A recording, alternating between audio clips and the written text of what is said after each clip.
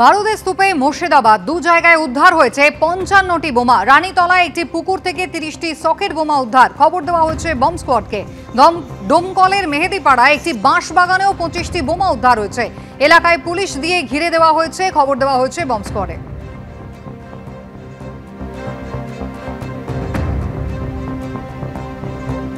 আর এরই মধ্যে রাজ্যে ৫ জন ডিভিশনাল পর্যবেক্ষক তাঁরা এসে পৌঁছে গিয়েছেন। বৈঠক আজকে মুখ্য নির্বাচনী আধিকারিকের দফতরে। বৈঠকে রাজ্যের মুখ্য নির্বাচনী আধিকারিক মনোজ কুমার আগরওয়াল, বৈঠকে থাকছেন স্পেশাল রোল অবজারভার সুব্রত গুপ্ত। ভোটার তালিকা সংশোধনে এ রাজ্যে ৫ জন ডিভিশনাল পর্যবেক্ষক নিয়োগ করেছে জাতীয় নির্বাচন commission. Presidency division, Bardhaman division, Medinipur, Malda এবং জলপাইগুড়ি ডিভিশনে মোট ৫ জন পর্যবেক্ষক নিয়োগ করা হয়েছে।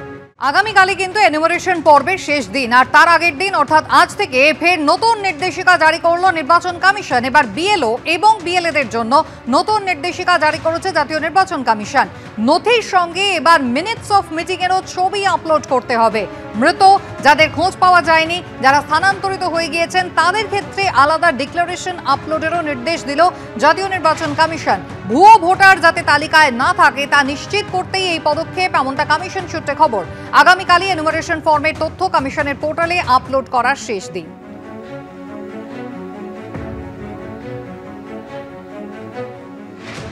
একদিনের মধ্যে প্রত্যেকটা বিএলওকে, বিএলএ এবং তাদের নির্দিষ্ট অঞ্চলের সুপারভাইজারের সঙ্গে মিটিং করতে হবে এবং সেটা এই একদিনের মধ্যে সেই ছবিটাও আপলোড করতে হবে, যেটা কখনোই সম্ভব নয়। যেটা বিএলওদের উপরে ক্রমাগত একটা প্রেশার দেওয়া হচ্ছে, মানসিকভাবে একটা অত্যাচার করা হচ্ছে।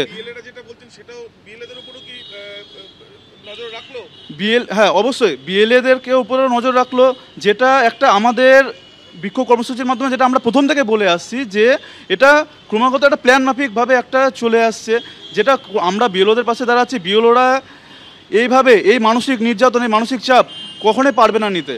স্বচ্ছ ত্রুটিমুক্ত একটা ভোটার তালিকা তৈরি করতে নির্বাচন কমিশন একেবারে এনুমারেশন পর্বের শেষ বেলায় নতুন নির্দেশিকা দিল বিএলও এবং বিএলএদের জন্য, যেখানে শুধু নথি নয়, তার সঙ্গে এবার মিনিটস অফ মিটিংও কিন্তু ছবি আপলোড করে দিতে হবে।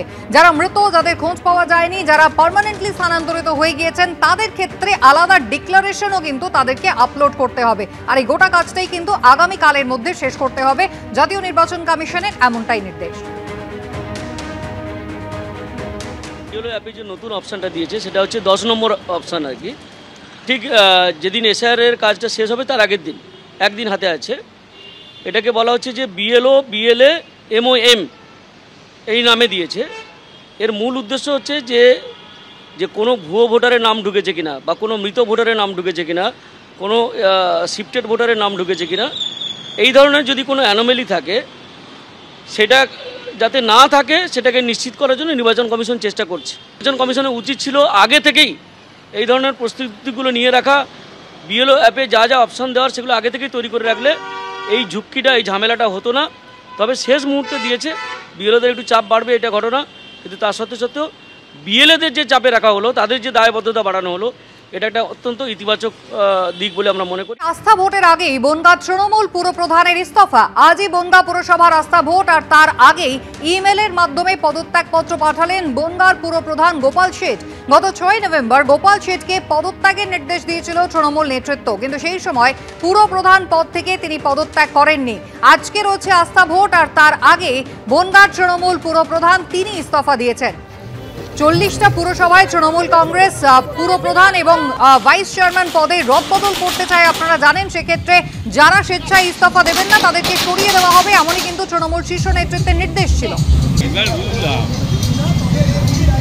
আর এর মধ্যেই একেবারে সেলিব্রেশন।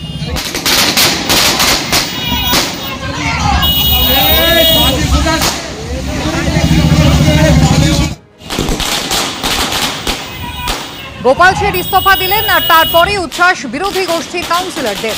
আজকেই রয়েছে আস্থা ভোট, আর তার আগেই বনগাঁ তৃণমূল পুরপ্রধান তিনি ইস্তফা দিলেন। ইমেলে নিজের পদত্যাগপত্র পাঠিয়ে দিয়েছেন গোপাল শেঠ।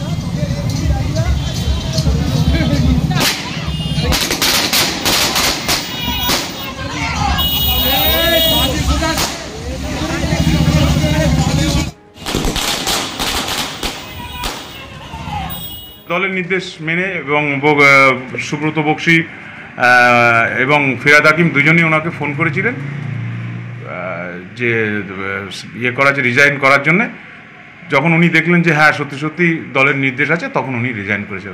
উনি রিজাইন করার জন্য প্রস্তুত ছিলেন, কিন্তু 10 তারিখের ডেটে উনি বেল করেছেন, মানে আজকের ডেটেই ওটা সাবমিট হয়েছে। সেই জন্যে এটা দলীয় যারা আমাদের নেতা আছে তাদের একটু জানা উচিত যে সবই ঠিক আছে, দলের নির্দেশ এটা ঠিক আছে, কিন্তু সেটা কিভাবে কি কনভে করতে হবে বা কিভাবে কি প্রসেস করতে হবে, এইগুলো যারা দলীয় দায়িত্বে আছে তাদের একটু জেনে শুনে বুঝে করলে তাহলে বনগাঁর মানুষ এইভাবে ব্যতিব্যস্ত হয় না। এবিপি আনন্দ, এগিয়ে থাকে, এগিয়ে রাখে।